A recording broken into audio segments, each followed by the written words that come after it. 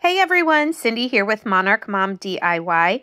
On my channel, I like to bring you the best tips and tools for creating beautiful home decor on a budget. Today, I have 5 Dollar Tree high-end, easy to make farmhouse home decor for you. So let's get started.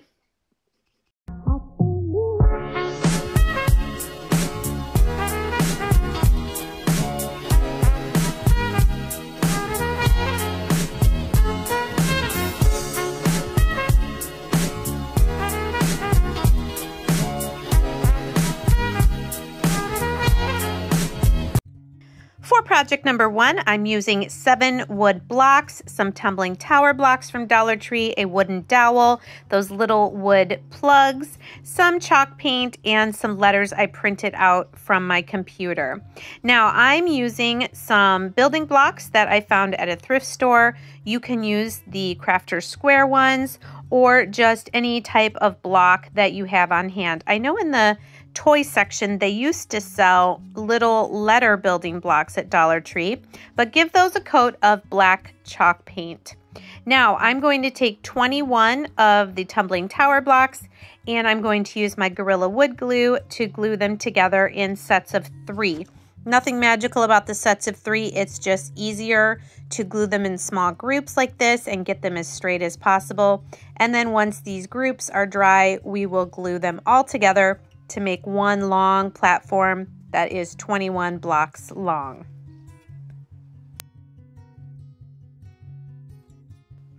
I'm also going to take 7 more of the Tumbling Tower blocks and glue them end to end in one long piece. So you can see I'm using this level from Dollar Tree. It's really great because it has a raised edge. All right, now those groups of 3 are dry, so I'm gluing those groups together.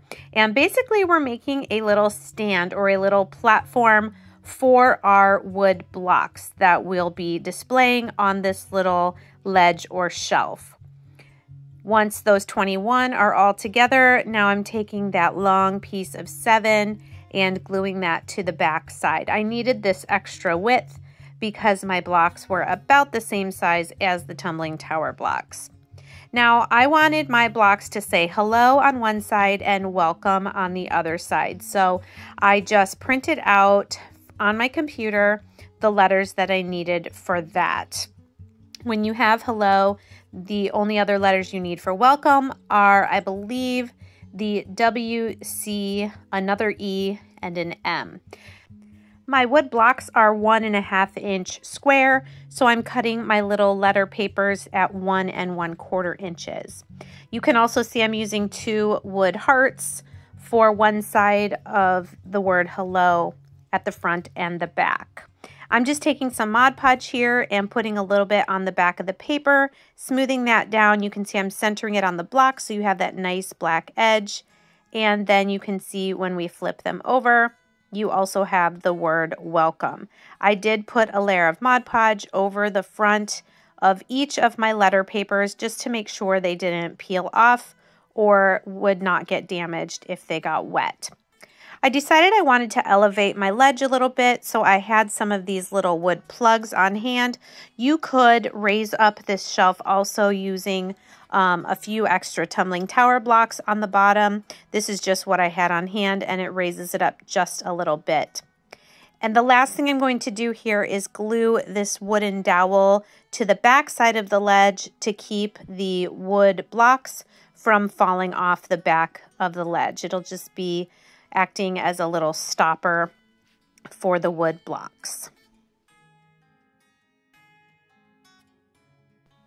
Of course, you could leave your ledge the natural wood color that it is. I decided I wanted to use my antique wax by Waverly. So what I'm doing is just brushing it on pretty generously. It's got kind of definitely a waxy consistency. And then once you've got it on there and have let it sit for a minute, go ahead and rub off the excess with a paper towel and you will see all the beautiful different areas of the wood grain, and I did do the bottom as well. All right, here's our finished product, just staged here with some greenery.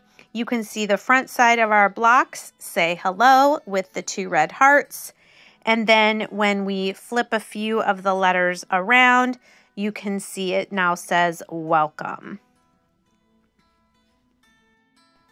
I think this is super cute and simple and very customizable for your decor. I love how easy it was to put together, and I hope you guys enjoyed it too. What else would you make the blocks say when you make one of these for yourself?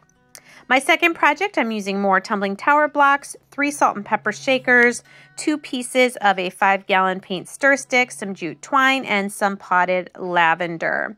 Again, I'm using my Gorilla Wood Glue. This time I'm going to make a small box. The bottom of my box is going to be 14 Tumbling Tower blocks long. So I'm doing, again, sets of 3 and then a set of 2. And then the 2 pairs of Tumbling Tower blocks at the top are going to be the short sides of my box. Now these salt and pepper shakers I got at my local grocery store for $1 a piece. I am giving them a coat of Mod Podge. It just helps the chalk paint stick better when you do go ahead and paint those. I would definitely use the Dollar Tree salt and pepper shakers for this since they are 2 for $1, but this is just what I had on hand, but feel free to use what you have. So you can see once that Mod Podge dries, it gives it a little bit of a foggy appearance. I wanted a light yellow for this, so I'm taking my maize chalk paint, adding a little bit of my plaster chalk paint, and mixing those two together until I get the light yellow that I wanted. I did do 2 coats on each of the salt and pepper shakers, and I did paint up around the top part of the salt and pepper shaker as well.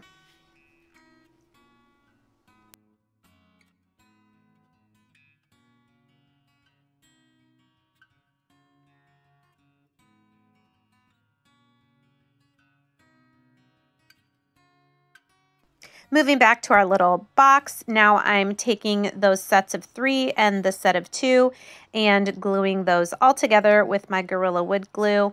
I just have found really good success using this Gorilla Wood Glue. I get it at Walmart. I know there is wood glue at Dollar Tree. I have not used it. I'm wondering if any of you have and what you think of it. So there are the 14 that will be the base of our box.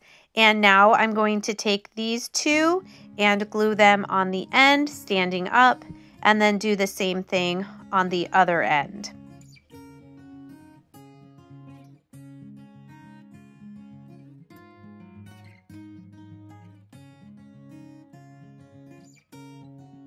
And once all that is dry, now I'm taking these 2 pieces of 5-gallon paint stir stick. They are about 9 inches long, and I'm going to glue those to my 2 long sides to complete my sweet little box.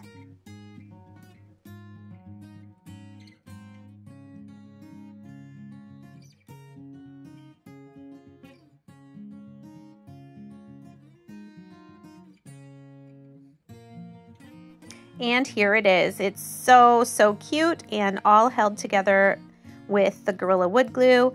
For it to dry, I am going to put some pressure on it to make sure it stays together. And there it is. There are so many possibilities with these Tumbling Tower blocks. I absolutely love them. And I'm a little addicted to making things out of the paint stir sticks as well. Again, you could leave your box the natural color or paint it any color you would like. I decided to do white for this, just keeping with my neutral farmhouse decor and moving this also into spring. If you haven't seen me use any of these stencils by a maker studio, you're going to get to see them today. These are a triple mesh stencil. You use a very small amount of this chalk art, or you can also use ceramic paint by Maker Studio, or the gel art, which can be used on fabric. So here I'm using the chalk art. You just scrape a little bit of it on and spread it into all the spaces of the stencil, scrape off the excess. You're using a very small amount, and it gives such crisp, nice stenciled images. I'm going to do this little doodad on either side of the word, and there you go. just added that little touch. Now you can see these are dry, but I am going to give them another coat of Mod Podge just because I don't want the paint to chip off or flake off as well. At the top of my bottles, I'm going to use some jute twine from Dollar Tree and hot glue all the way around that top row, and then go ahead and just wrap it until I have all the threads of the top of the shaker covered with the jute twine.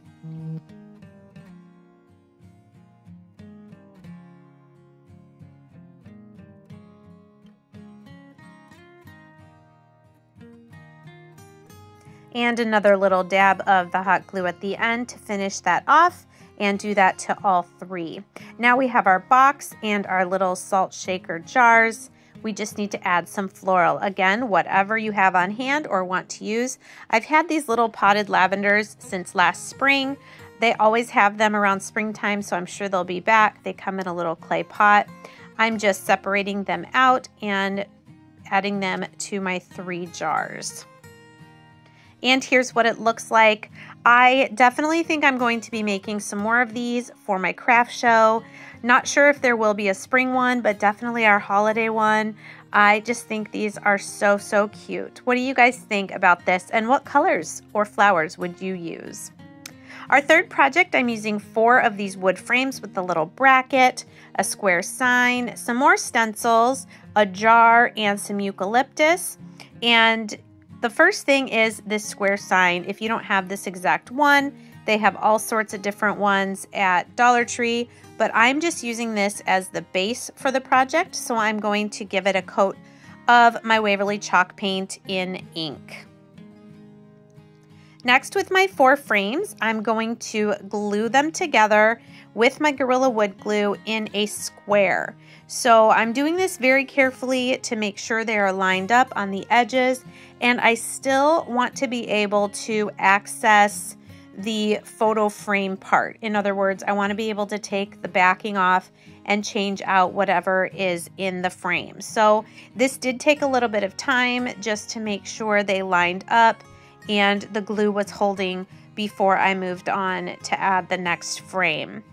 You can also use a little bit of hot glue on the inside right at the corners where the frames meet, just for some added stability as well. You'll see me do that here.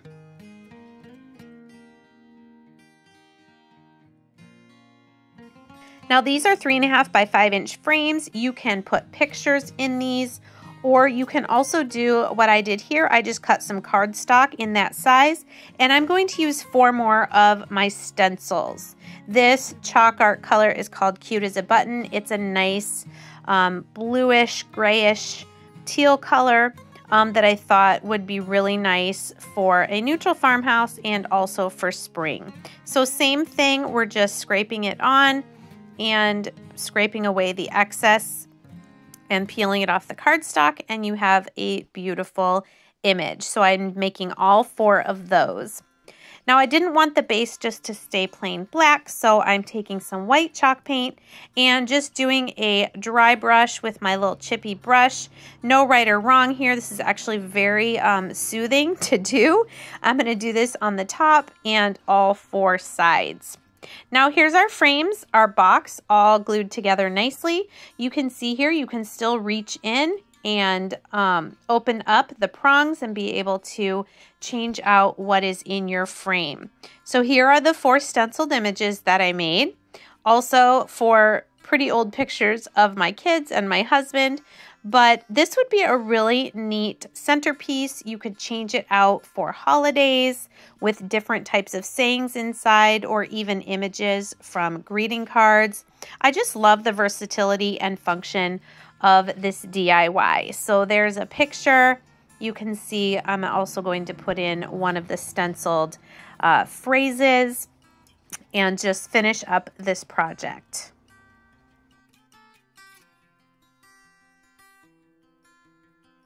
Now I am not going to attach our frames to the base. You could if you wanted to. It might make it a little more difficult to change out whatever's in the frames, but just setting a jar inside that I had from another project and then hot gluing a little piece of some floral foam to the jar. I'm just taking some eucalyptus that I've had on hand for a while, cutting off some of the branches and just sticking them into the floral foam. So not only is this functional as a photo centerpiece, but you can also use it with whatever florals you would like as well. And you could paint the frames if you wanted to do that, but I really liked the natural wood color.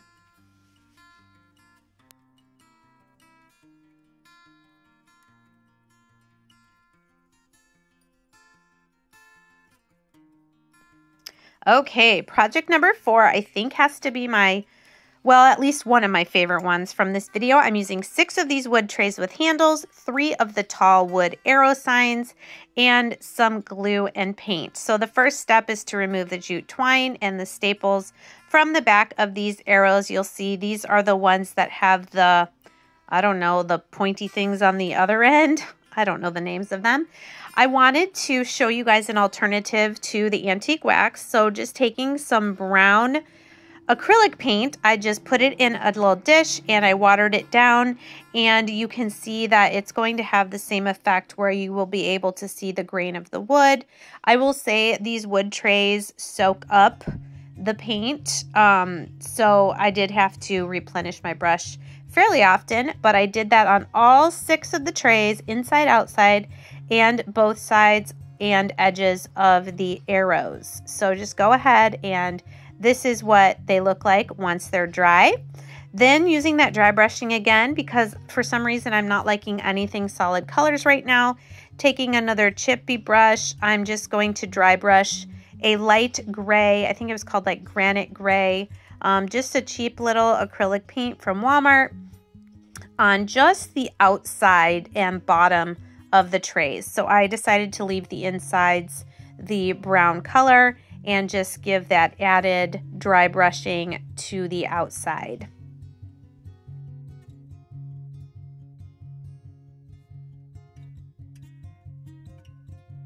And go ahead and dry brush the gray on both sides of the arrows as well.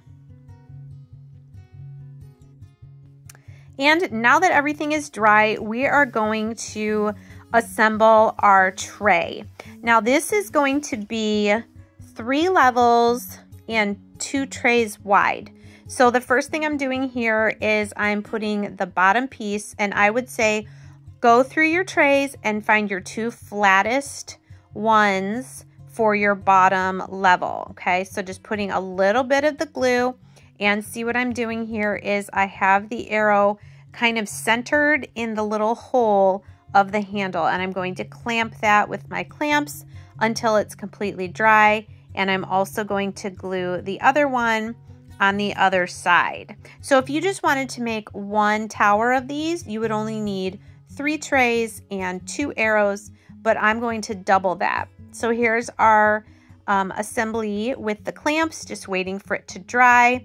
And now we're going to put the middle tray in. The straight part of the arrow between the triangle at the top and the chevron or whatever at the bottom is 7 inches. So I marked 3.5, and I'm putting the top of the wood tray handle at that 3.5 inch mark. I hope that makes sense. This is what I found would space them out as evenly as possible. It is a little tricky to get the glue in there, but just take it 1 shelf at a time. And here you can see I'm doing the top one. Now the top shelf, I tried to match the bottom of the triangle of the arrow to the bottom of that top tray. You can see I kind of got glue a little crazy there, but centering it as well as you can and then getting those on there. Now I am doing the second set of 3 trays now on the other side of that center arrow. So this is really nice because you can line the trays up with that first set, and then you'll know that they'll be straight across. And here's our 3rd arrow going on the other side of that bottom tray. And I just kind of waited for things to dry and then glued another tray and then reclamped. So here's the whole right side, and then that first bottom one on the left, and now the second middle one on the left, and then moving clamps around, we're going to go ahead now and glue that last tray on the top of the left side of our little tiered tray that we're making.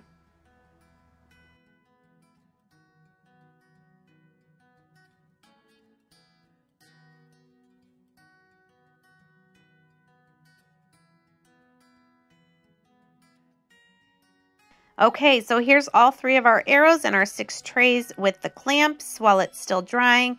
This is with all the clamps off, everything is dry. Some examples of how you could use this as craft storage.